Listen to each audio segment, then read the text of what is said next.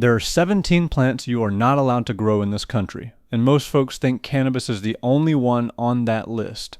But there are 17 of them, some sold right there at the garden center, some growing wild in the ditch at the end of your road that can put you crosswise with the law, and a few that can stand you in front of a federal judge. And by the time we get down to number 1, I am going to show you the one plant that surprises near everybody, the one you would never in 100 years believe is against the law. So stay with me all the way to the end for that. My name is Amos, and for 60 years I have dug roots and gathered wild plants in these mountains, the same ones my grandmother taught me before I could read. I am not a doctor, so nothing I tell you today is medical advice. Now before we go any further, I have to be honest with you. Only a very small percentage of the people who watch this channel are actually subscribed. If you love the old plants and the strange places where a plant and the law get tangled up, even half as much as I do, then do consider subscribing. It is completely free and you can always change your mind later. It genuinely helps an old man keep making these. Right? Then let us get into it.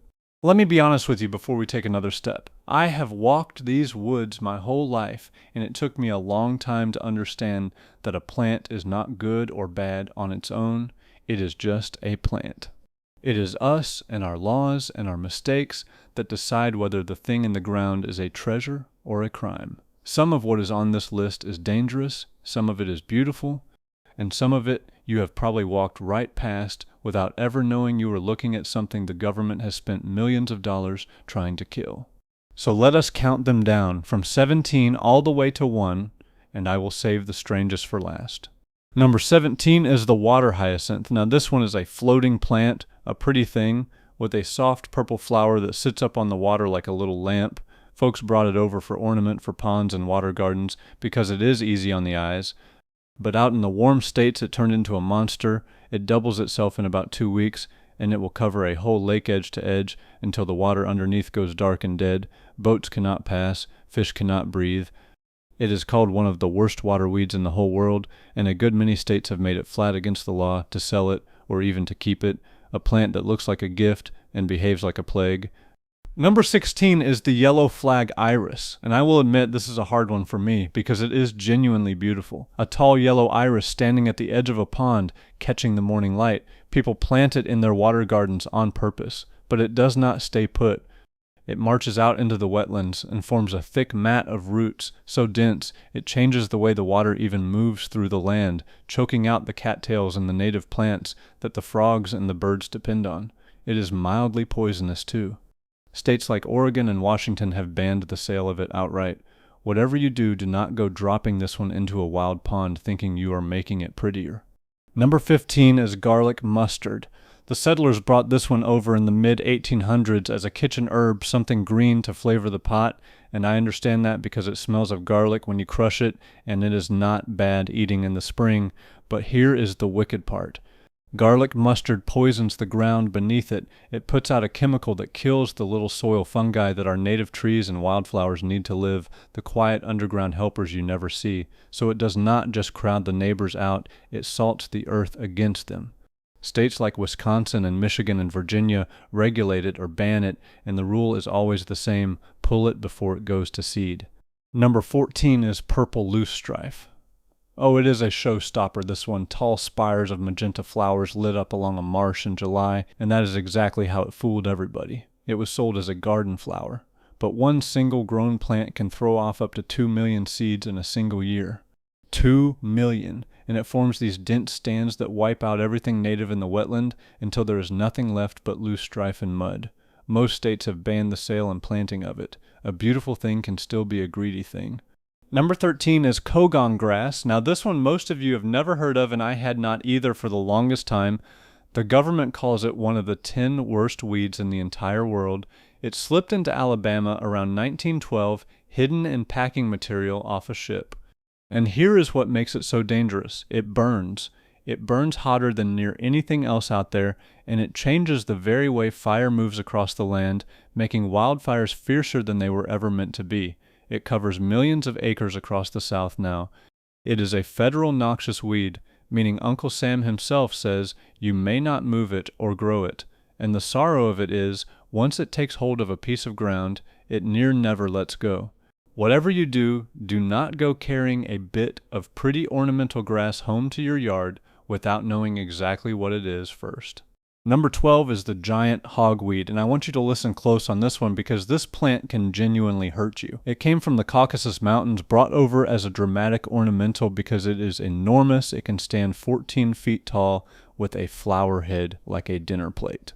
But its sap is poison to your skin in a particular cruel way. Get the sap on you, then let the sunlight touch it, and within a day you will have severe burns and blisters, scars that can last for years, and if it gets in your eyes, it can even blind you. It is a federal noxious weed. And the sorrow of it is, it looks a good deal like our harmless native cow parsnip, so folks get fooled. Whatever you do, do not touch a tall, white, flowering giant you cannot name. Number 11 is Japanese knotweed. This one came over in the 1800s as an ornamental, a handsome plant, and it has no natural enemies here to hold it back. It will regrow from a scrap of root the size of your thumbnail, and it can lie dormant underground for years and then come roaring back. The stems shoot up 10 feet, and they are strong enough to punch through asphalt and crack the foundation of a house. Here is my record breaker for you on this one. Over in the United Kingdom, knotweed can make a house impossible to get a mortgage on. Think on that. A plant, a weed, that can make a bank refuse to lend on your home. Getting it out of the ground can cost tens of thousands of dollars. Many states ban planting or moving it. Number 10 is wild sugarcane. This is a tall grass, up to 9 feet, and it is a federal noxious weed, banned from being imported or grown. It has gone invasive down in Florida and Hawaii, and like so many on this list, it changes the pattern of fire on the land.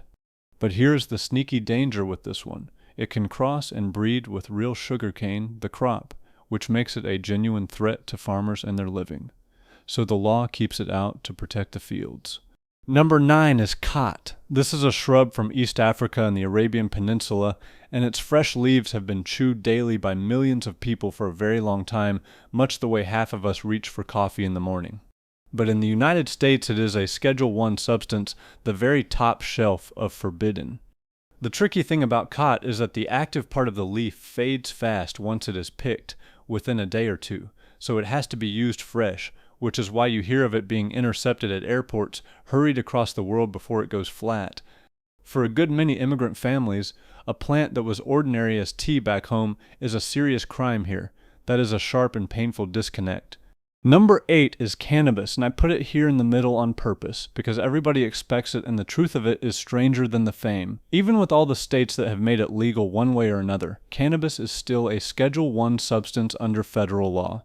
Which means, technically, growing it without federal permission is a federal crime no matter what your own state says. You can be doing a thing your governor blessed and your Uncle Sam still calls it a felony. That contradiction, that gap between the state line and the federal line, is one of the strangest tangles in the whole book of law, and it catches good ordinary folks off guard, people who thought they were doing everything right and by the rules, because they were reading the wrong rule book. And this is the place where I promised I would remind you. That plant I teased at the very beginning, the one you would never believe is illegal, the real jaw-dropper, that is still coming at number 1, and it is worth the wait, so do not wander off. If you are still with me this far in, there is a fair chance you are enjoying this, and if you would tap that like button, it helps an old root man more than you know. Now, back to it. Number 7 is Salvia divinorum. This one comes from a cloud forest in Oaxaca, down in Mexico, a damp green place high in the mountains. It is one of the most powerful mind-altering plants in the natural world, though its effect is very short-lived. Now here is the oddity. It is not actually banned by the federal government at all, and yet more than 30 of our states have gone and banned or restricted it on their own, and a handful, Missouri and Delaware and Illinois and Louisiana and Tennessee, put it right up on that top Schedule I shelf. Over in Wisconsin, they can fine you up to $10,000, a plant the federal government leaves alone that your own state might jail you for. Number 6 is peyote, a small, soft, spineless cactus that grows painfully slow, sometimes taking many years to mature. It holds a substance called mescaline, and that puts it on the Schedule I list, so it is a federal crime to grow it without permission. It has been used in sacred ceremony for more than 5,000 years, and there is a grace note in the law here worth knowing. A law passed in 1994 protects the ceremonial use of peyote by the Native American Church, an old faith given room to breathe. But for anyone else, to grow this slow little cactus is to break federal law. Number 5 is coca. Now most folks only know one thing this plant became, but the leaf itself is an old and ordinary thing high up in the Andes Mountains, where people have chewed it for thousands of years for the altitude and the energy plain as we drink our coffee. In the United States, it is a Schedule II substance, and you cannot grow it without federal permission that is very near impossible to get. And here's a piece of history most people never heard. There is exactly one company in this whole country legally allowed to import coca leaves, and they do it to make a flavoring for Coca-Cola, with the drug part taken out. That is right, the fizzy drink still carries a whisper of the leaf, cleaned of its narcotic all the way back in 1903. Number 4 is the opium poppy, and this is a plant of pure contradiction. It is beautiful, one of the loveliest flowers you can grow, and it is the source of morphine and codeine, medicines that have eased more human pain than near anything else. Folks have grown it for more than 5,000 years. Now here is the tangle. The dried decorative pods are sold in craft stores. The little seeds on your bagel are perfectly legal and come from this very plant. Growing it as an ornamental sits in a gray zone the authorities most often leave be. But the moment you show an intent to harvest the sap for narcotics, you have crossed a hard, bright federal line. Same plant, same flower in the ground. The whole difference is what is in your heart and your hands. Number 3 is witchweed, and this is one the old-timers in 2 states know too well. It is a parasite. It is a small plant with pretty little flowers, but it latches onto the roots of corn and other grains underground and drains the life clean out of them before the farmer even sees a sign above the soil. It is such a threat to our food that the government launched one of the longest-running plant eradication programs in the country's history, down in the Carolinas, fighting it field by field for decades. It is a federal noxious weed of the most serious kind, a little flower that can starve a harvest. Number 2 is kudzu, the vine that ate the South. And oh, this is the one with the story I most want you to carry home. Kudzu came from Japan and China, and it arrived in this country in 1876, shown off as a lovely ornamental at the Great Philadelphia Centennial celebration. People adored it.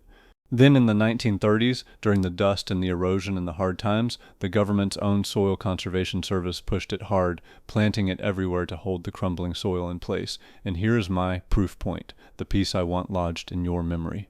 The United States government paid farmers as much as $8 an acre in the 1930s to plant kudzu. Paid them. And that same vine grows up to a foot a day. A single plant can run 60 feet in one season, and it smothers trees and poles and cars and whole abandoned buildings under a green blanket. By the 1990s, it covered around 7 million acres of the southeast.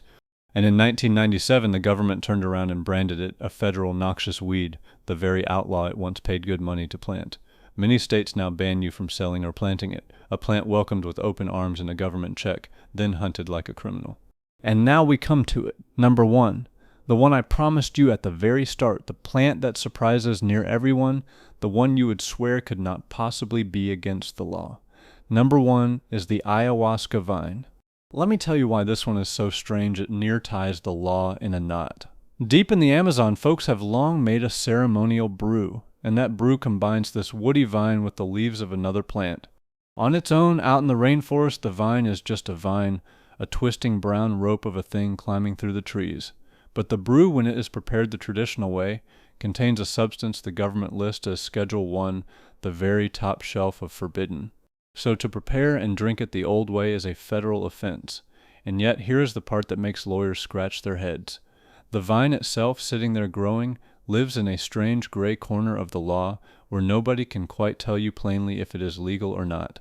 Down in Peru and Brazil, the ceremonies are legal or near enough to it, and whole retreats are built around them. Here, certain religious groups have fought all the way through the courts for the right to use it, and they have won some and lost some. Think of that. A plant where the vine may be legal, the leaf may be legal, but the two of them stirred together in a pot become a federal crime. That, my friends, is the strangest tangle of all, and that is why I saved it for last. So there they are, all 17. And I want you to notice something before you go, something that has stayed with me for years. Look how many of these were let in on purpose. Kudzu was government-backed, planted with public money. The hogweed and the loosestrife and the yellow iris were all sold to us as pretty things for our gardens. We opened the door and invited them in, and only later did we learn to fear them. The line between a plant you buy at the garden center on a Saturday morning and a plant that can stand you before a federal judge is thinner than any of us ever wants to believe. And most of the folks who planted the trouble were not wicked, they just did not know. The old ways, the slow ways, taught you to watch a plant for a lifetime before you trusted it. And somewhere along the road we forgot that patience. So here's my question for you today, and it comes in two parts. First, have you ever grown or found growing wild any plant on this list without knowing what it was? And second, which one surprised you the most, the ayahuasca vine or the kudzu the government paid folks to plant? Tell me down in the comments. I read them and I love hearing your stories. You look after yourselves out there and mind what you carry home from the garden center. Come walk the woods with me again soon and stay close to the ground. And before you go, let me leave you with the next one. Not every wild plant is an outlaw. Some are the very opposite. Next time I want to tell you about 15 forgotten superfoods the medieval farmers swore by, the humble plants that once saved whole villages from starving through the long winters. And here's the thing that will keep you up tonight. Those plants are not gone. They are still growing wild out there, right now, maybe in your own yard, maybe in that patch of weeds you have been meaning to pull. I will see you.